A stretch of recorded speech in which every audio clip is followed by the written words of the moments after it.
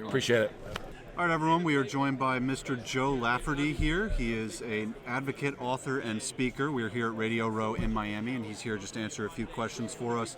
So we understand that you've had a lot of history in the NFL, coaching NFL players, Hall of Fame type of players. What would stand out to you as one of the crowning achievements of your career? Well, that's easy in that realm. It's because the number of guys that I coached, especially the ones that have gone on to the NFL, graduating from college. You can look at the 14 guys who went on to the NFL.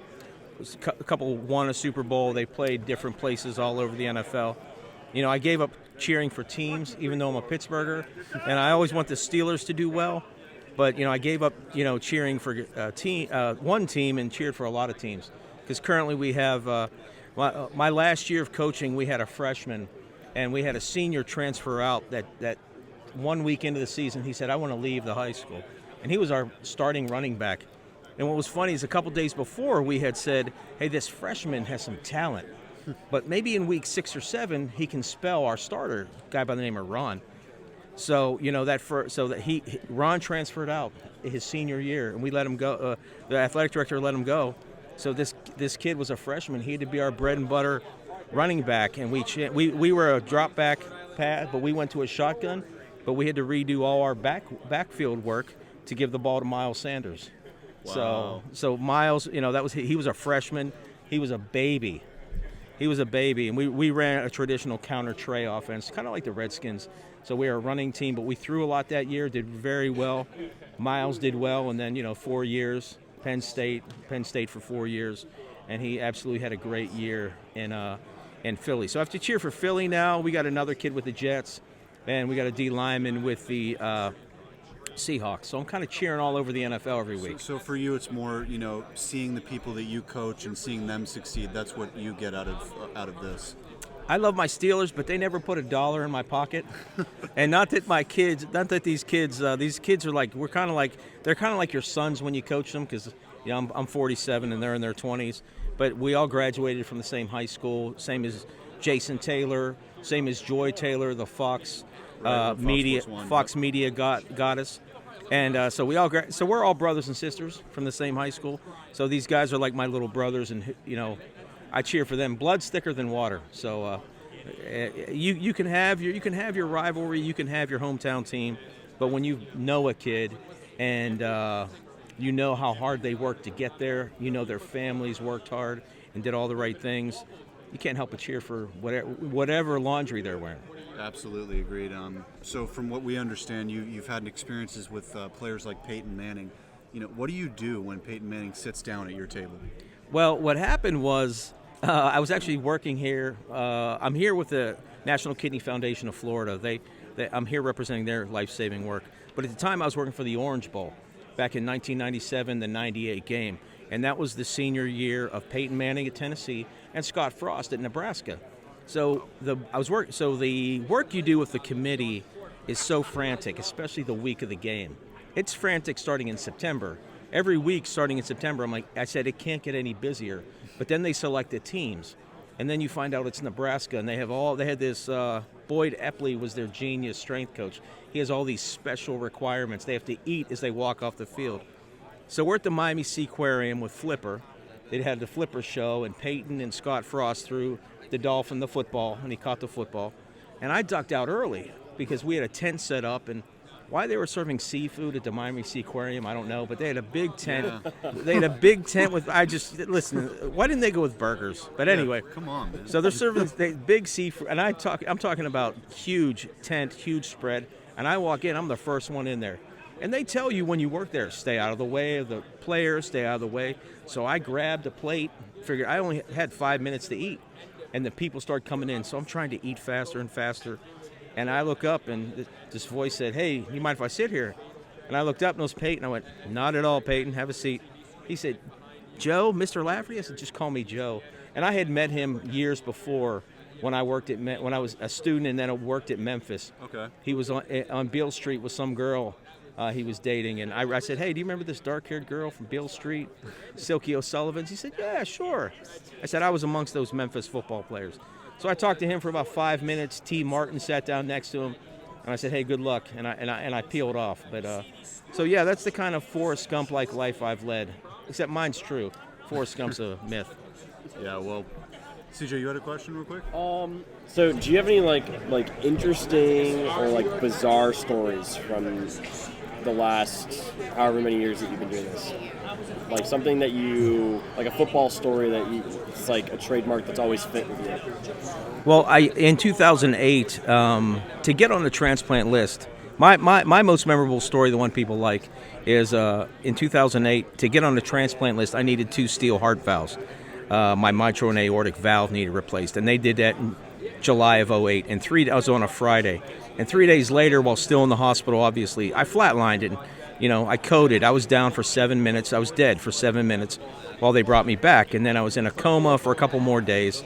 And when I woke up, I said to my father, I told my father, I said, "You look awful." And he said, "Don't you want to know what day it is?" And I said, "No, Dad, it's Friday." And he said, "No, it's Thursday." So we started arguing about the day. I had been asking under my breath, "What day is it? What day is it?" But I don't have any memory from Friday morning when I got the anesthesia till Thursday night, a week later, when I woke up in cardiac ICU in the hospital, UPMC in Pittsburgh. So that's my trademark story. I didn't see anything on the other side. But, in my book, there are so many of these I've had too many once-in-a-lifetime opportunities to meet people and talk to people. A lot of people like to hear about the first time I met Rob Gronkowski when he showed up at our high school in the summer and was going to play his senior year there. Watching 2 of my players battle it out in the Super Bowl when the Cardinals played the Steelers. So we were a winner either way.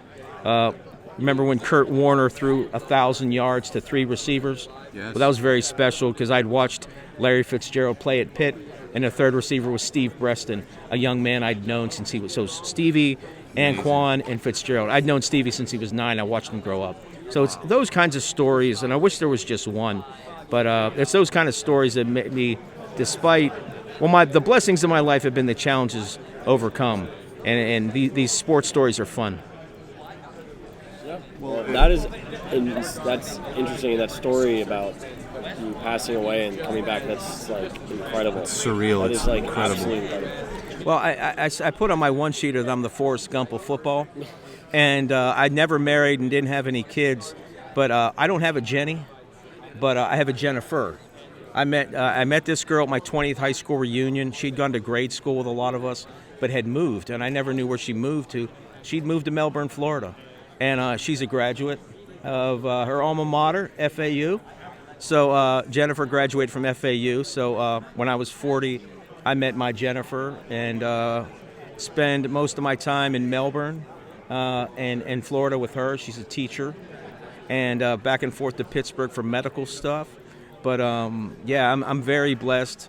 But a Forrest Gump life, it takes a lifetime to tell a whole life story. Of course. And do you and Jennifer go to any FAU football games, or have you have any interest in going to them? No. Interest? Yes. Definitely interest in coming down and getting to some games. Last time I got close to going to a game is when Don Strock was the head coach. Way before my time. Yes. Wait. Now I have to. Your listeners are going to kill me, because in that I know where Jennifer went to school, but he might have been at FIU. Don Strock. We had Schnellenberger for a long time. Yes. Howard Schnellenberger. Then we had Charlie Partridge for a while. I know Charlie. Before Charlie Partridge. I know. Yeah, he's at Pitt now. He's back at Pitt. Back at Pitt. So I knew. So as a high school coach, you get to know the Pitt guys, and Charlie's class act. Awesome guy. One of the guys in my book. There are 4 celebrity interviews in my book. Danny Marino, Pittsburgh guy like me, I knew growing up. Got to meet Danny. Bucky Dent, who lives up in Boca, famed New York Yankee. Rob Gronkowski. And then the third one is Art Keough, who's a 32 years offensive line coach at the U. Played for Schnellenberger. Okay. And then coached for him, coached for Jimmy. He recruited. I met Art my senior year of high school. He was recruiting one of my teammates to play for the U. He came down and played for the U. He was Gino Torretta's center, Terrell Green, and that year Art nabbed 2 guys out of Pennsylvania.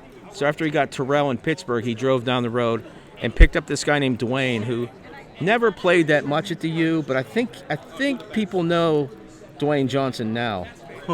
So, yeah, so Maybe. well, see, if you talk to Art, he's recruited some Edger and James, some of the biggest names in the U history. But yeah, so Art's a great guy. Charlie Partridge is a great guy. There's a lot of good souls coaching in football today, and yeah, so I've been around. I came down and visited Terrell in college. I didn't meet him, but I met Rowan Marley. That's when Uncle Luke's. You guys are so young. You don't know about Uncle Luke's bar and 2 Live Crew back in the day. Actually, it's crazy that you said it. My dad was literally just talking about Uncle Luke. They called him like Luke Skywalker or something. Yeah, like he that? had 15 names. This is before this is before branding, where you pick a name and stick with it. So he was so they called him Uncle Luke Skywalker. Yep. Luke from 2 Live Crew. So yeah, that's my milieu. I'm a young hip hop guy, and I'm a young hip hop guy. We came down and got to meet.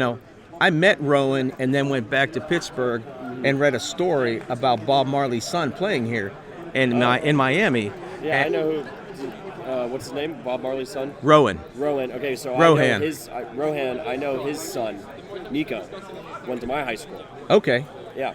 Yeah, so, I went back to Pittsburgh and I saw the story and I called Terrell down here and I said, Bob Marley's son plays with you? And he said, you met him, that's Rowan. And I was like, oh yeah, because he was a little guy. Yeah. I knew he was crazy, but yeah, he was a nice guy. I cheer for him. I cheer for him and his work. Good people, a lot of good people that came through Miami, both at the U and it's a football mecca. It is. It's a football mecca. Absolutely. And one of my kind of pseudo brothers, I'm plugged into St. Thomas Aquinas. So my mom went to school at St. Thomas. Okay. So I'm plugged into St. Thomas Aquinas. Your mother's probably younger than I am, but so I'm plugged into St. Thomas Aquinas through a buddy of mine who coached there. I talked to Coach Smith last week, and all the guys that were there. I followed them through their playoffs in 2005, where they lost in Dolphin Stadium in the state final. They had Gene Hankinson and Gene Atkins and a bunch of guys that went Division I, but they lost to the Pouncey brothers from Lakeland. Yeah. I was at that game, and Don Strock, I thought he was the coach at FAU at the time, was on the sidelines. He was Marino's backup. I think that was Schnellenberger. Oh, Schnellenberger was was still there. Yeah. Because like a year later, we played at the Dolphin Stadium against University of Minnesota. Okay. And he coached in that game.